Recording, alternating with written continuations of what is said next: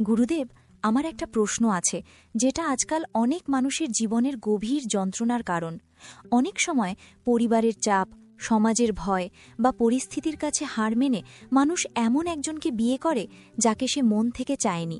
বিয়ের পর দেখা যায় সেখানে নেই ভালোবাসা, নেই বন্ধন, নেই আত্মার মিল, শুধু দায়িত্ব, কর্তব্য আর নিঃশব্দ কষ্ট নিয়ে জীবন কেটে যায়। স্বামী স্ত্রী হয়েও তারা যেন দুই অচেনা মানুষ, একই ছাদের নিচে থেকেও বহু দূরে। এরকম বিয়ে কেন হয় গুরুদেব? এটা কি পাপ নাকি ভাগ্যের খেলা? বৎসে, তোমার প্রশ্ন শুধু তোমার একার নয়, এটা কলিযুগের অসংখ্য মানুষের নীরব আর্তনাদ। শ্রীমদ্ ভগবদ্ গীতা এই যন্ত্রণার গভীর ব্যাখ্যা দেয়। গীতা বলে, মানুষ যখন নিজের সত্য স্বরূপ ভুলে যায় তখন সে সমাজ, পরিবার আর ভয়ের চাপে সিদ্ধান্ত নেয়। ভগবান কৃষ্ণ বলেছেন, মানুষ প্রকৃতির ৩ গুণ সত্য, রজস আর তম দ্বারা চালিত হয়। যখন বিয়ের মতো পবিত্র বন্ধন তমগুণ আর রজগুণের প্রভাবে হয়, অর্থাৎ ভয়, লোভ, সম্মান রক্ষা বা সামাজিক চাপের কারণে হয়, তখন সেই বিবাহে আত্মার মিল থাকে না, থাকে শুধু দেহ আর দায়িত্বের বোঝা। তাহলে গুরুদেব, যারা এভাবে বিয়ে করেছে তাদের জীবন কি শুরু থেকেই ভুল পথে চলে গেছে? তাদের কি সারা জীবন এই কষ্টই বহন করতে হবে? না বৎসে, গীতা কখনোই মানুষকে হতাশার পথে ছেড়ে দেয় না। ভগবান কৃষ্ণ অর্জুনকে বলেছিলেন, কর্মান্নিয়ে অধিকারাস্তে মা ফলেষু কদাচনা। মানুষের অধিকার আছে কর্ম করার, কিন্তু ফলের ওপর নয়। অনেক সময় অতীত কর্মফল মানুষকে এমন পরিস্থিতিতে নিয়ে আসে যেখানে সে নিজের ইচ্ছার বিরুদ্ধে সিদ্ধান্ত নিতে বাধ্য হয়। এই ধরনের বিবাহ অনেক সময় পূর্বজন্মের কর্মফলের ফল, কিন্তু কর্মফল মানে শাস্তি নয়, এটা শিক্ষা। এই যন্ত্রণা মানুষকে ভিতর থেকে জাগিয়ে তোলে, নিজের সত্যকে চিনতে শেখায়। কিন্তু গুরুদেব, প্রতিদিন যদি কষ্ট নিয়ে বাঁচতে হয়, ভালোবাসাহীন সংসার করতে হয়, তাহলে তো জীবনটাই অসহ্য হয়ে ওঠে। গীতা কি এর থেকে মুক্তির কোনো পথ দেখায়? অবশ্যই দেখায় বৎসে। গীতা বলে, দুঃখ আর সুখ দুটোই ক্ষণস্থায়ী। ভগবান কৃষ্ণ বলেছেন, মাত্রা স্পর্শাস্তু কন্তেয়া শীতোষ্ণা সুখা দুঃখদাহা। এই সংসারের সম্পর্ক, ব্যথা, অভিমান সবই ইন্দ্রিয়ের স্পর্শ থেকে জন্ম নেয়। যখন মানুষ ভাবে আমার সুখটা এই মানুষটার আচরণের উপর নির্ভর করছে, তখনই সে বন্ধনে আবদ্ধ হয়। মুক্তির প্রথম পথ হল এই উপলব্ধি, আমি কারো সম্পত্তি নই, আমি দেহ নই, আমি আত্মা। যদি স্বামী স্ত্রী একে অপরের থেকে ভালোবাসা না পায়, তবুও তারা নিজেদের আত্মাকে ভালোবাসতে পারে, নিজের চেতনা উন্নত করতে পারে। তাহলে গুরুদেব, এই সম্পর্কের মধ্যে থেকেও মানুষ মুক্ত হতে পারে, নাকি সব ছেড়ে চলে যাওয়াই একমাত্র উপায়? গীতা কখনো তাড়াহুড়ো করে সম্পর্ক ভাঙতে শেখায় না, আবার অন্ধ সহনশীলতাও শেখায় না। ভগবান কৃষ্ণ বলেছেন, স্বধর্মে নিধানাং শ্রেয়াহা। নিজের ধর্ম, নিজের সত্য বোঝা সবচেয়ে জরুরি। কেউ যদি সংসারে থেকে নিজের সম্মান হারায়, মানসিকভাবে ভেঙে পড়ে, তাহলে সেই সম্পর্ক শুধুই সামাজিক খাঁচা হয়ে যায়।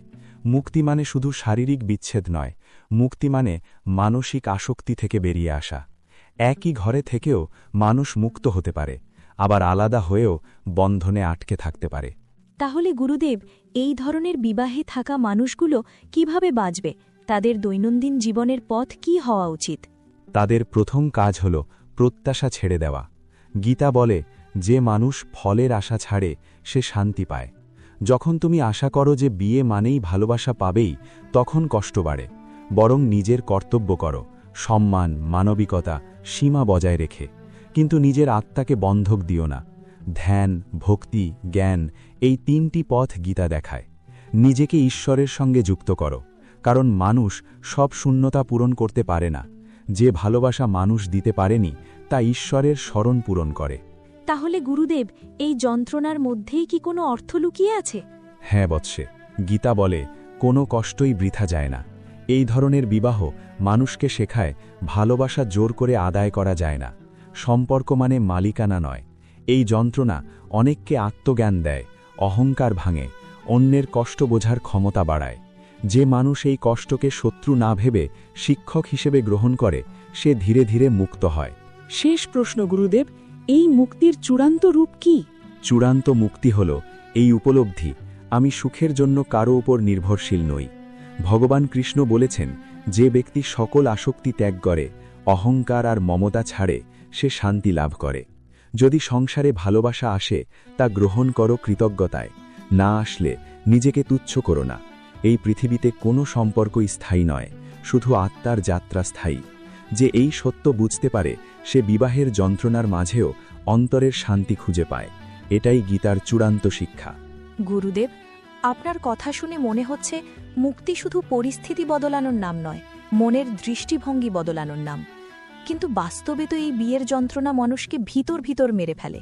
দিনের পর দিন অবহেলা, নীরবতা, দূরত্ব এসব সহ্য করতে করতে মানুষ একসময় নিজেকেই হারিয়ে ফেলে। গীতা কি বলে, এই অবস্থায় মানুষ কিভাবে নিজেকে বাঁচাবে? বৎসে, ভগবান কৃষ্ণ খুব গভীর একটি কথা বলেছেন, উদ্ধারে দাত মানাত মানাং নাত মানামাবাসাদয়িত। মানুষ নিজেই নিজের বন্ধু, আবার নিজেই নিজের শত্রু। যখন তুমি ভাবো আমার জীবন শেষ, আমার আর কিছুই নেই, তখন তুমি নিজেই নিজের শত্রু হয়ে যাও। গীতা শেখায় যে সম্পর্ক তোমাকে ভেঙে দিচ্ছে সে সম্পর্ক তোমার আত্মাকে সংজ্ঞায়িত করতে পারে না। তুমি কষ্ট পাচ্ছ এর মানে তুমি দুর্বল নও, বরং তুমি সচেতন। এই সচেতনতা থেকেই আত্মরক্ষা শুরু হয়। কিন্তু গুরুদেব, যারা এমন বিবাহে আটকে থাকে তাদের তো সমাজ বলে সহ্য করো, এটাই তোমার ভাগ্য, এটাই তোমার ধর্ম। তাহলে গীতা কি সহ্য করাকেই ধর্ম বলে? না বৎসে, এটাই গীতার সবচেয়ে ভুল ব্যাখ্যা। সহ্য করা আর আত্মবিসর্জন এক জিনিস নয়। গীতা কখনো বলেনি যে অন্যায়কে মেনে নেওয়াই ধর্ম। ভগবান কৃষ্ণ অর্জুনকে যুদ্ধের ময়দানে দাঁড় করিয়ে বলেছিলেন, অন্যায়ের বিরুদ্ধে দাঁড়ানোই ক্ষত্রিয়ের ধর্ম। একটি বিবাহ যদি প্রতিদিন তোমার আত্মসম্মান, মানসিক শান্তি আর মানবিক মর্যাদা কেড়ে নেয়, তাহলে সেখানে অন্ধ সহনশীলতা ধর্ম নয়, ভয়। ধর্ম মানে নিজের সত্যকে জানা এবং সেই সত্য অনুযায়ী চলা। তাহলে গুরুদেব, এই ধরনের বিবাহ কি ভেঙে ফেলা উচিত, নাকি ভিতরে ভিতরে বিচ্ছিন্ন হয়েই বেঁচে থাকা উচিত?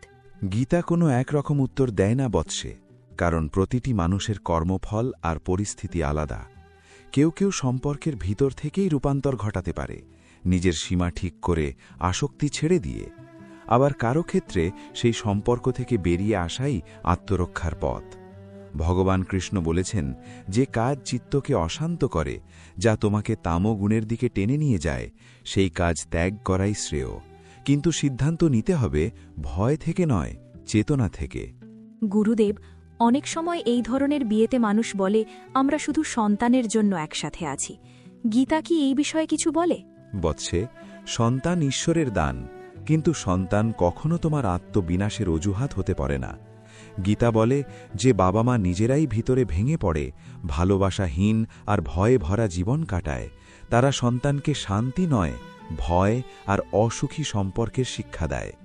সন্তানকে সবচেয়ে বড় যে শিক্ষা দেওয়া যায় তা হল আত্মসম্মান আর সত্যের পথে চলা। শান্ত বাবা মায়ের ছায়াতেই সন্তানের মন সুস্থ হয়। গুরুদেব, এই যন্ত্রণা কি কখনো শেষ হয়, নাকি এটা আজীবনের বোঝা? কিছুই আজীবনের নয় বৎসে। ভগবান কৃষ্ণ বলেছেন, অনিত্যাং অসুখম লোকম। এই সংসার অনিত্য, পরিবর্তনশীল। আজ যে কষ্ট পাহাড়ের মতো মনে হচ্ছে, কাল তা শিক্ষা হয়ে দাঁড়াবে। কিন্তু শর্ত একটাই, তোমাকে প্রশ্ন করতে হবে, শিখতে হবে, নিজেকে চিনতে হবে। যে মানুষ কষ্টকে আঁকড়ে ধরে সে ভোগে, যে মানুষ কষ্ট থেকে বোধ অর্জন করে সে মুক্ত হয়। গুরুদেব, শেষে যদি একটাই পথ দেখাতে বলেন এই ধরনের বিবাহে আটকে থাকা মানুষের জন্য, তাহলে সেটা কি হবে? শেষ পথ খুব সহজ, আবার খুব কঠিন। নিজেকে ঈশ্বরের কাছে সমর্পণ করো, কিন্তু অন্যায়ের কাছে নয়। নিজের জীবনকে শুধু স্বামী বা স্ত্রীর পরিচয় সীমাবদ্ধ করো না। তুমি আত্মা, তুমি আলো। ভগবান কৃষ্ণ বলেছেন, যে ব্যক্তি সকল পরিস্থিতিতে সমভাব বজায় রাখে, সুখে অহংকার করে না, দুঃখে ভেঙে পড়ে না, সেই প্রকৃত যোগী। যদি তোমার জীবনে ভালোবাসা আসে তা ঈশ্বরের কৃপা, না এলে একাকিত্বকে অভিশাপ ভেবো না, এটাকে আত্মার নীরব যাত্রা ভেবে গ্রহণ করো। গুরুদেব, আজ বুঝলাম এই ধরনের বিয়ে কোনো অভিশাপ নয়, এটা আত্মজাগরণের কঠিন পথ। কষ্ট আছে, কিন্তু সেই কষ্টের মধ্যেই লুকিয়ে আছে মুক্তির দরজা। ঠিক তাই বৎসে, যে মানুষ এই সত্য বুঝে ফেলে সে আর কোনো সম্পর্কের দাস থাকে না। সে সম্পর্ককে বাঁচায় ভয় নয়, চেতনা দিয়ে। এই উপলব্ধি পর্বের সমাপ্তি নয়, বরং নতুন জীবনের শুরু।